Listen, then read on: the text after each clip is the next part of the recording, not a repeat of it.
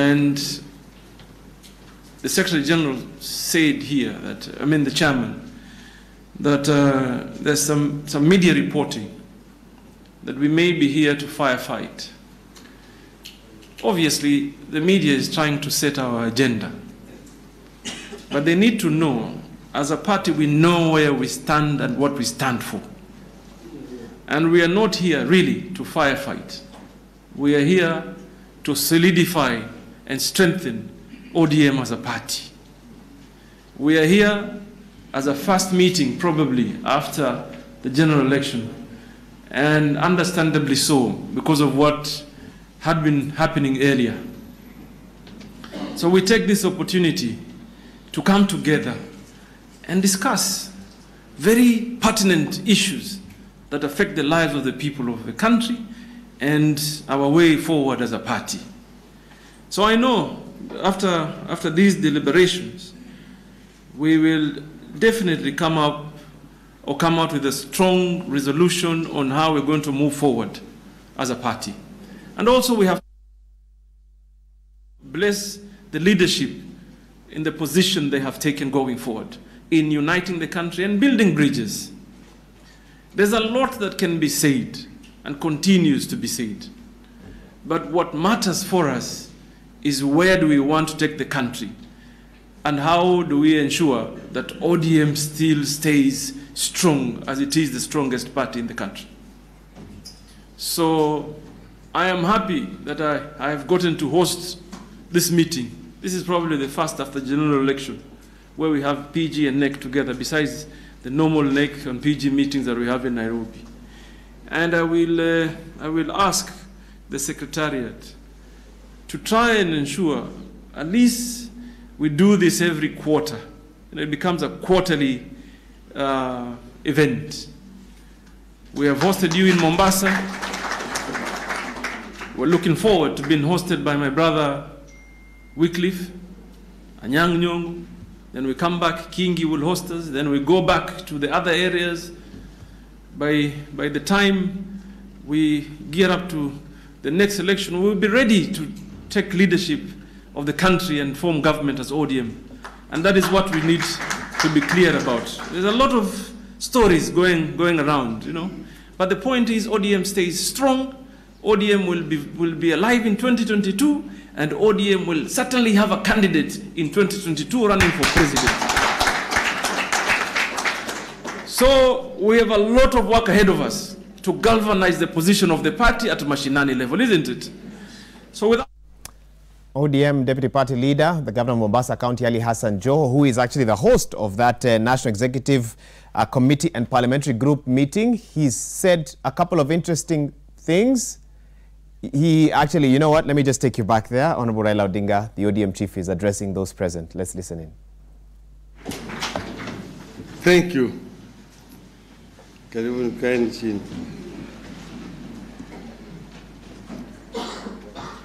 Wanachungwa hamjambo. ODM. ODM. ODM. Asanteni sana. Nimeona kama kuna chungwa ndani ya nyumba hii. Chungwa imejaa. So let me begin kwanza by bringing to you greetings from our fraternal partners. One, Stephen Kalonzo Musyoka, who is the party leader of Wiper.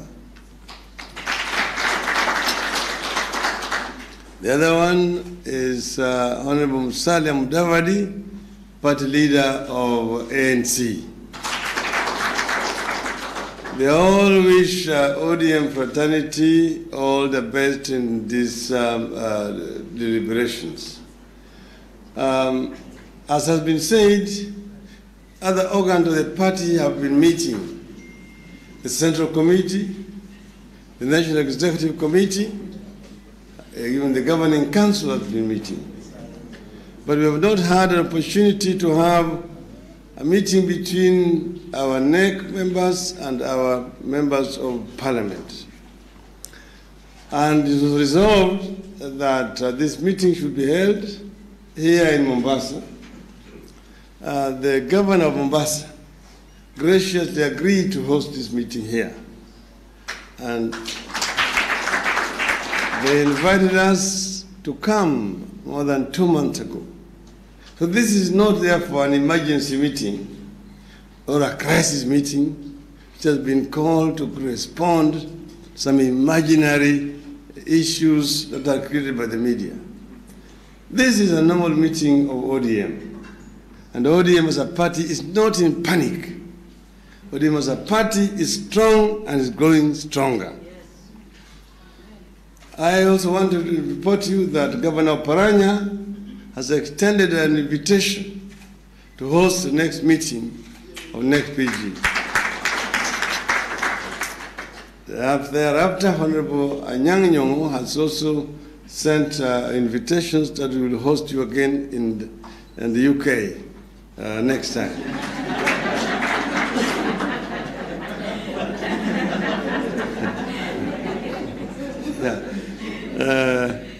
So I'm happy to see that the response has been very good and you have a good attendance here.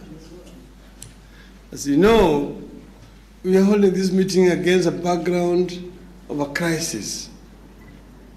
We went to an election which we went and campaigned jointly with our partners. We formed a coalition, a pre-election coalition. Pre-election coalitions are usually formed in presidential systems to fight elections jointly. But there are also post-election coalitions, which are held mainly in parliamentary systems to form a government in the event that no party has received sufficient majority to form a government on its own. They are both, therefore, pre-election and post-election coalitions. After that, as you know, what happened in the elections, we had several options. There was a crisis after we refused to participate in the repeat elections as ordered by the court, for good reasons, because the Electoral Commission had refused to level the playing field, to deal with the irregularities and illegalities which had been pointed out by the Supreme Court. In light of that development, we decided that it was not reasonable or logical to do the same thing the same way and expect different results. So we decided to stay out of those elections. And after that, we then said that we would pursue different options. One was the popular amendments that would help us to force a repeat of elections, invoking Article 1 of our national constitution. And we started by creating people's assemblies, which would lead to a people's convention that would pass resolutions, and those resolutions would then be accompanied by a draft bill for amendment of the Constitution, and thereafter we would then have to collect 1 million signatures. After we collected the 1 million signatures, then they would forward this to the IEBC, and the IEBC would then verify those signatures, and once they were satisfied that those were true signatures, then publish the bill. The bill would then be sent to the county assemblies and must be approved by 24 county assemblies before it goes to the National Assembly and Senate and finally the referendum. The other option was mass action. The third option was dialogue. And we said dialogue, last option. But then there was resistance to dialogue. Then we said, because we had already accessed the results of the elections, we had access to the server, which gave us a clear outcome of the results of August 8th. We said that we will use our right, we will exercise our rights and swear in, as we had promised our people, that if they swear in, we would swear ourselves in. There were threats of treason, which you all know. And then we said that if treason is the price that must be paid for Kenyans to get electoral justice, so be it. A history lesson there is one word to describe the beginning of that speech by ODM leader Raila Odinga. He has taken time to explain the direction which the party has taken, some of the decisions that were made and why they were made as well. But he began by stating that the meeting happening in Mombasa is not a crisis meeting. It was planned over 2 months ago. The host there, the governor of Mombasa County, Ali Hassan Joho, had volunteered that particular location. And so ODM is not in panic. And for sections of the press stating that ODM is in panic over the forays of Deputy President William Ruto into ODM strongholds, then they are mistaken. And this had been the plan all along. And it's even stated that Kakamega has volunteered to host ODM moving forward. So that's a little bit about what the ODM chief has done in terms of, or is stating in terms of his agenda in Mombasa, just to give direction about where the party is headed.